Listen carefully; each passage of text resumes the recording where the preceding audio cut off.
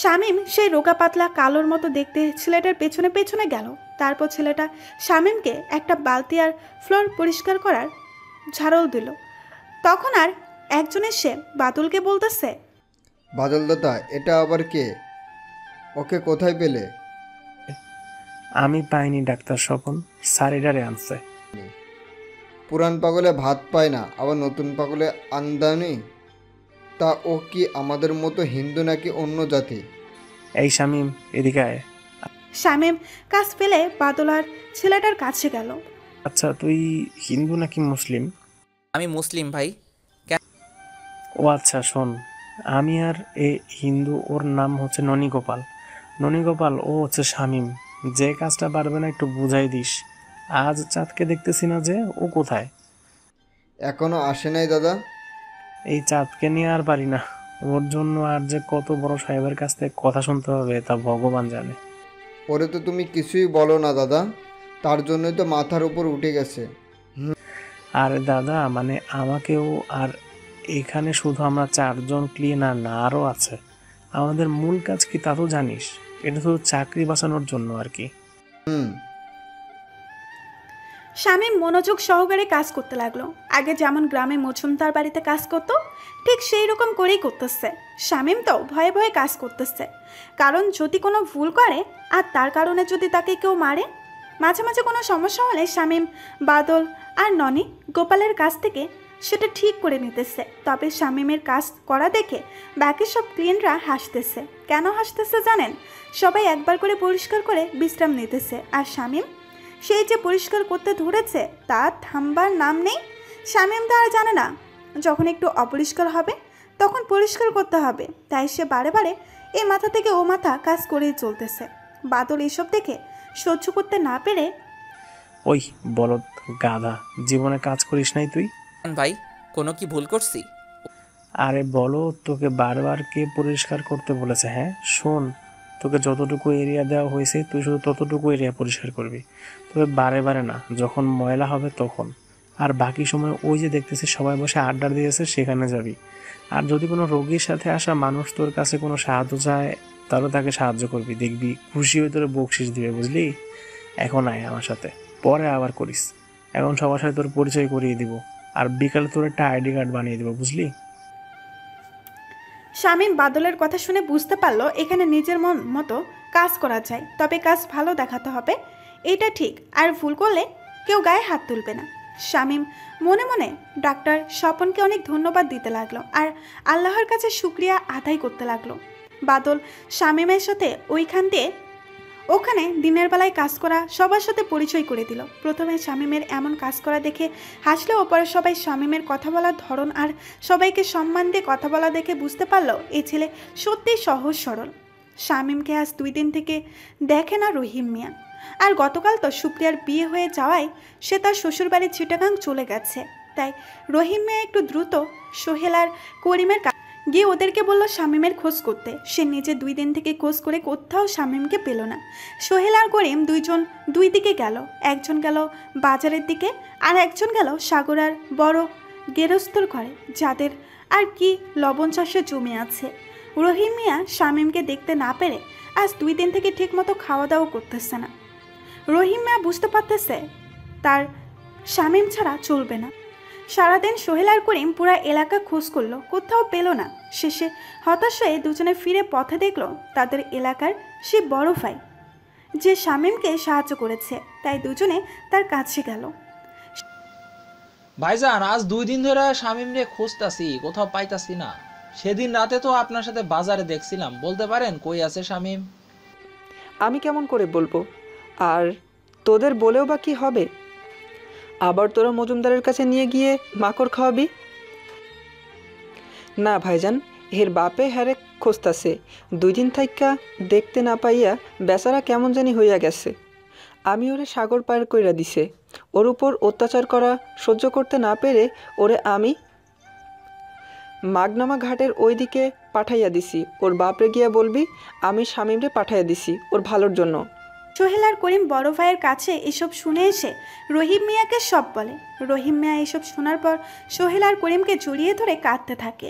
আমার বাপের কাছে যে একটা টাকাও নাই, ওই কি খাইতেছে কি করতেছে কে জানে। ওই তো কোনো কাম কাজ জানে না, ওই তো কারো কাছে জোর করে কোনো কাম কাজ নিতেও পারবো না। চাচা এখন আর কেঁদে কি হইব, তুমি বা আমরা যদি কখনো কেউ চিটাগং যাই তাহলে ওরে খোঁজ কইরা নিয়ে আসমু। আমার বাপ যে কত কষ্টে আছে কে জানে, আমি কি তারে আমার কাছে রাখতে পারতাম না? আমি কি জানতাম আমার উপরে এত অভিমান করে এত দূরে চলে যাইব? আল্লাহ আমার মা বাবাহীন বাপটাকে দেখা রাখো। আল্লাহ আমার বাপে এখন তুমি ছাড়া আর কেউ নাই। আমার বাপ যে বোকা, ওরা যদি কেউ মাইরা ফালায়, আল্লাহ আমার বাপের লোকে মৃত্যুর একদিন আগে হইলেও দেখা করে আমি ওর পায়ে ধরে মাপ চাও আল্লাহ। চাচা এমন করে বইল না, তোমার পোলার কিছু হইব না, দেখো আল্লাহ তোমার পোলারে অনেক ভালো রাখবে। তার মতো ভালো পোলা তো আর হয় না, ভালো মানুষরে আল্লাহ দেখা রাখবে। বিয়ে করে সুপ্রিয়া চিটাগাং চলে যাবার পরের দিন হানিমুনে তারা রাঙামাটি যায়। তারা যেন ভুলে গেছে শামীম নামে কারোর সাথে তারা অন্যায় করেছে। শামীম কেমন আছে কি করতেছে তার কোনো খবর নেওয়ার প্রয়োজন মনে করে নাই। সত্যি বলতে বিয়ে করলে নতুন বর বউ এসব মনে রাখে না। তারা তাদের দাম্পত্য জীবন নিয়ে ব্যস্ত থাকতে চায়, অন্য কিছু ভাবতে চায় না। সেটা যেন কোনো নব দম্পতি হোক না কেন। তারা সেখানে 4 দিন থেকে চিটাগাং ফিরে আসে। মেয়ে চিটাগাং এসেছে শুনে মেয়ে আর মেয়ের জামাইকে নিয়ে আসার জন্য মজুমদার চিটাগাং শহরে গিয়ে তার মেয়ে আর জামাইকে নিয়ে আসলো। বাড়িতে এসে সুপ্রিয়ার শামীমের কথা মনে পড়ে গেল। তাই সে শামীমকে খুঁজতে একাই সাগর পাড়ে গেল। শামীম এবার যেখানে খুব সিরিয়াস রুগী আছে সেই ওয়ার্ডের দিকে গিয়ে পরিষ্কার করতে লাগলো। শামীম তার যে কোনো কাজ করলে সে সেই কাজ মনোযোগ সহকারে করে, তাই তাকে কেউ ডাকলেও অত সহজে শুনতে পারে না। এমন সময় একটা মেয়ে এসে শামীমকে ডাকতে লাগলো, এই ছেলে, এই ছেলে বলে। এখানে যেহেতু অনেক ছেলে আছে তাই শামীম আর এই ডাক শুনলেও মাথা তুলে সামনে তাকালো না। শামীমকে তো বাদল ছাড়া কেউই ডাকতে আসবে না, এখানে হয়তো বা অন্য কাউকে ডাকতেছে। মেয়েটা আর বেশি ডাকলো না, কারণ এটা হাসপাতাল, এখানে অনেক রুগী আছে। তাই সে এবার শামীমের কাছে এগিয়ে গিয়ে দিল এক ধাক্কা। অমনি শামীম নিজেকে সামলাতে না পেরে ভেজা ফ্লোরে স্লিপ কেটে পড়ে গেল।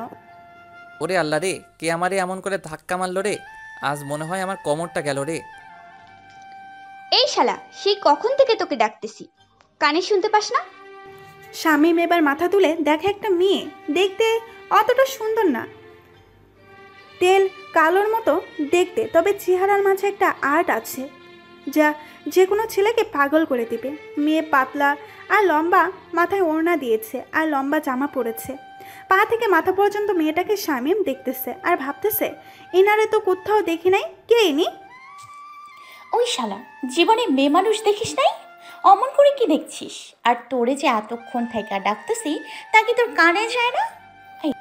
শামীম এবার মেয়েটাকে রাগ দেখে ভয় পেয়ে গেল, মনে মনে আল্লাহকে ডাকতে লাগলো। আর শামীমের হাত পা কাঁপা শুরু হয়ে গেছে। তুই কি বোবা নাকি? কথা বলতে পারিস না? আমি কোনো দোষ করি নাই তো। আপনি তো এই ছেলে করে কারে জানি ডাকতেছেন। আমি কি জানতাম না কি আমারে ডাকতেছেন? আমি কি কোনো দোষ করেছি ম্যাডাম? দোষ মানে অনেক বড় দোষ করেছিস তুই। কি দোষ ম্যাডাম? তুই এই জায়গা পরিষ্কার করতেছিস কেন? আর তোকে দেখে তো ক্লিনার মনে হয় না। তাহলে আমার বালতি আর পরিষ্কার ঝাড়ুটা ধরে এই জায়গা পরিষ্কার করতেছিস কেন? চাঁদকে আসতে দেখে বাদল তার কাজ ফেলে চাঁদের পেছনে পেছনে আসলো। এসে তাকে চাঁদ শামীমের সাথে কড়াভাবে কথা বলতেছে। আর বেচারা শামীম চাঁদের এমন কথা শুনে ভয়ে কেমন যেন জড়সড়ো হয়ে গেছে। তাই বাদল এক প্রকার দৌড়ে চাঁদ আর শামীমের কাছে গেল। চাঁদ আর ছেলেটার সাথে অমন করে কথা বলিস না, দেখতেছিস না তোর কথা শুনে কেমন ভয় কাঁপতেছে। চাঁদ এবার লক্ষ্য করে দেখলো বাদল মহন্তের কথা তো সত্যি, এই ছেলে সত্যি সত্যি অনেক ভয় পাইছে। ছেলে মানুষ এত ভয় পায় মেয়েদের, তা তো আগে জানতাম না চাঁদ। শামীমের এমন কাণ্ড দেখে চাঁদ এবার হেসে দিল। বলদ দাদা, এই বলদ দাদাটা কে? ওর নাম শামীম। স্বপন স্যার ওরে আজকে প্রথম এখানে নিয়ে আসছে। আর তুই তো নাই, তাই তোর এরিয়া কেউ পরিষ্কার করে দিয়েছিল না। তাই বাধ্য হয়ে শামীমকে বলেছিলাম তুই না যতক্ষণ পর্যন্ত আসবি যেন তোর জায়গাটা পরিষ্কার করে দেয়।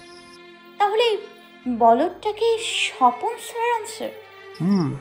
এই আমাদের সাথে লাশ নিয়ে আসার কাজও করবে। চাঁদ এবার বাদলের এমন কথা শুনে হো হো করে হেসে উঠল। দাদা তুমি কি পাগল দেখতেছো না বলটা কেমন করে এখনো কাঁপতেছে? সে কিনা আমাদের সাথে লাশ আনতে যাবে। ওর যা অবস্থা, এইখানে না মরে যায়। সেটা পরে দেখা যাবে। নে এবার তোর কাজ তুই কর। আর শামিম, এ হচ্ছে চাঁদ, চাঁদ এটা শামিম। এখন যা, যে যার মতো কাজ কর, দুপুরে খাবার সময় হলো বলে। শামীম এবার দ্রুত সেখান থেকে তার কাজের জায়গায় চলে আসলো। আর একটু হলে শামীম মরেই যেত বোধ হয়। শামীমের এমন কাণ্ড দেখে চাঁদ মুস্কি মুস্কি হাসতে লাগলো আর তার কাজ করতে লাগলো।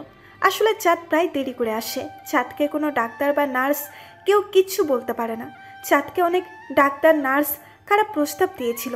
তাদের কথায় যদি চাঁদ রাজি থাকে তাহলে চাঁদকে বড় নার্স করে দিবে, কিন্তু চাঁদ তাদের কারো কথাই কান না দিয়ে তার যেটা কাজ সেটাই করে গেছে। বরং চাঁদকে যে ডাক্তার আর নার্স খারাপ প্রস্তাব দিছে, চাঁদ সাথে সাথে তাদের গালে থাপ্পড় বসিয়ে দিয়েছে। চাঁদ এইসব ডাক্তার আর নার্সের জন্য নাইট ডিউটি করে না। চাঁদকে দেখলে মনে হবে সে অনেক রাগী বা বদমেজাজি, কিন্তু চাঁদ মোটেও তেমন না। চাঁদ অনেক ভদ্র আর নম্র ভালো একটা মেয়ে। দুপুরে যে যার খাবারের জন্য চলে গেল, কিন্তু একজন গেল না, সে হচ্ছে শামীম। আজকেই তো হাসপাতাল থেকে রিলিজ পেয়ে আজকেই কাজে ধরল। প্রথম সে দুপুরের খাবার কোথায় পাবে? শামীমের তো আপন কেউ এই শহরে থাকে না যে তারা এসে দিয়ে যাবে। শামীম তো এটাও জানে না ক্যান্টিন কি, আর ক্যান্টিনেও বাকিতে খাবার পাওয়া যায় সে যদি হাসপাতালের স্টাফ হয়। সেদিন দুপুরে আর শামীমের খাওয়া হলো না, তাই শামীম হাসপাতালের ভেতর থেকে বাইরে বের হয়ে এসে একটা ট্যাপ থেকে পানি খেলো। পানি খেয়ে শামীম এক জায়গায় বসলো। পানি খেয়ে এসে শামীম যে জায়গাটায় বসেছে তার ঠিক পাশে একজন বয়স্ক লোক বসে। তাকে দেখে মনে হচ্ছে তিনি বড্ড ক্লান্ত, হয়তোবা শামীমের মতো তিনিও না খেয়ে আছে। ওই বৃদ্ধ লোকটিকে দেখে শামীমের ওর আব্বার কথা মনে পড়ে গেল। তার আব্বা কি ভালো আছে তাকে ছাড়া? একটা বারও কি শামীমের কথা মনে পড়তেছে না? শামীম যে ওর আব্বা ছাড়া এক মুহূর্তের জন্যও ভালো নেই। বাবা মা ছিল না, তবুও তো তার আব্বা ছিল। আজ সে মানুষটাও নাই তার জীবনে। শামীমের বারবার মনে যাচ্ছে ছুটে তার আব্বার কাছে যেতে, কিন্তু শামীম যে রাস্তা চিনে না, যাবে কেমন করে? শামীম ভাবতে লাগলো, যদি শামীমের কোনো হতো তার আগে ব্যথাটা আর আব্বা পেত, ছুটে চলে যেত শামীমের কাছে, শামীমের জন্য কান্নাকাটি করত। সেই আব্বা কেমন করে শামীমের গায়ে হাত তুলতে পারল? যে আব্বা কখনো তাকে মারে নাই, সেই আব্বা তাকে মারলো, আবার তার চোখের সামনে থেকে চলে যেতে বলেছে। হতে পারে আব্বা মন থেকে বলে নাই এই কথাগুলো, হয়তোবা আমার সুখের জন্য এসব বলেছে আব্বা। আব্বা, আমি এই শহরেরও ভালো নাই। তোমার কথা খুব মনে পড়তেছে আব্বা। আমার মনটা তোমাকে দেখতে অনেক ছটফটাচ্ছে আব্বা। আমি তোমার চোখের আড়াল হতে চাইছি, তাই বলে এত দূরে আসতে চাই নাই আব্বা। আমার ভাগ্য যে আমাকে এখানে এনে ফেলেছে। আব্বা, তুমি কি ভালো আছো আমাকে ছাড়া? আমি যে ভালো নাই তোমাকে ছাড়া। আমাকে কেউ ভালোবাসে না, কেউ আদর করে না আব্বা। আব্বা, তুমি কি আমার কাছে আসতে পারবে না? একটু কি বুকে জড়িয়ে নিতে পারবে না? আমার যে খুব কষ্ট আব্বা, এই কষ্ট কি আল্লাহ কখনো দূর করে দিবে না আব্বা? এই কথাগুলো মনে বলতেছিল আর শামীমের চোখ দিয়ে বৃষ্টির মতো পানি ছুটতেছিল। আজ শামীম আরও একা, তার পাশে আজ কেউই নেই। শামীম হাতের উল্টো পিঠ দিয়ে চোখের পানি মুছে ওই স্থান ত্যাগ করলো। শামীম তো আর জানে না কতক্ষণ বিরতি। চাঁদ সহ আরও অনেকে এখানে দুপুরের খাবার খাচ্ছে, কিন্তু সবাই আছে, নতুন ছেলেটা নাই। ব্যাপার কি? চাঁদ আরও ভালো করে একটা করে খাওয়ার টেবিল দেখতে লাগলো। না, শামীমকে কোথাও দেখা যাচ্ছে না। তাহলে কি সে আজ দুপুরের খাবার নিয়ে আসে নাই? ধুর, আসলে আসবে, না আসলে নাই, তাতে তোর কি চাঁদ? আর আমি বা কেন ওর কথা ভাবতেছি না? তবুও কাজ তো আমাদের সাথে করে, খোঁজ নেওয়ার একটা দায়িত্বর মধ্যে পড়ে। বলো দাদা, শামীম নামের ছেলেটাকে যে দেখতেছি না? আসলেই তো, নাকি আসে নাই সে? না, এখানে যে খেতে হয় না তা জানে না। হতে পারে দাদা। আচ্ছা, আগে আমরা খাওয়া শেষ করে নিই, না হয় ওকে পাঠিয়ে দিব। ঠিক আছে। রহিম মিয়া আজ সমুদ্রের পাড়ে বসে আছে। তার পাশেই শুটকির আড়ত। এখানে অনেকে কাজ করতেছে। এই আড়তের মহাজন অবশ্য রহিম মিয়াকে বলেছিল শামীমকে তার আড়তে কাজে লাগিয়ে দিতে। মাস শেষে 8,000 টাকা দিত, কিন্তু রহিম মিয়া তা না করে মজুমদার বাড়িতেই শামীমকে রাখছিল। আর যদি শামীমকে এই জায়গায় কাজ করতে দিতাম, তাহলে পড়াটা আমার চোখের সামনে থাকতো। মনে মনে রহিম মিয়া ভাবতেছে। রহিম মিয়ার চোখ আজ সাগরের গভীর জলে। একদিন মজুমদারের বড় নৌকাটা নিয়ে বাপপোলায় সাগরের মাঝে গিয়ে অনেক আনন্দ করছিলাম। সেই দিনেই আমার পোড়াটাকে সবচেয়ে বেশি খুশি দেখছি। বাপ, তুই কি করে আমার ছেড়ে আসিস? আমার কথা কি তোর মনে পড়ে না? আমি না হয় তোর একটু ভালোর জন্য চোখের আড়াল হতে বলছিলাম, তাই বলে আমাকে একা করে দিয়ে একেবারে চোখে আড়াল হলি তুই? তুই কি জানিস না তোর আব্বা তোকে ছাড়া থাকতে পারে না, তোর কষ্ট সহ্য করতে পারে না? বাপ, আর কষ্ট দিস না, চলে আয় আমার কাছে বাপ। এবার আর তোকে চোখের আড়াল হতে দিব না, চোখে চোখে রাখবো তোরে বাপ।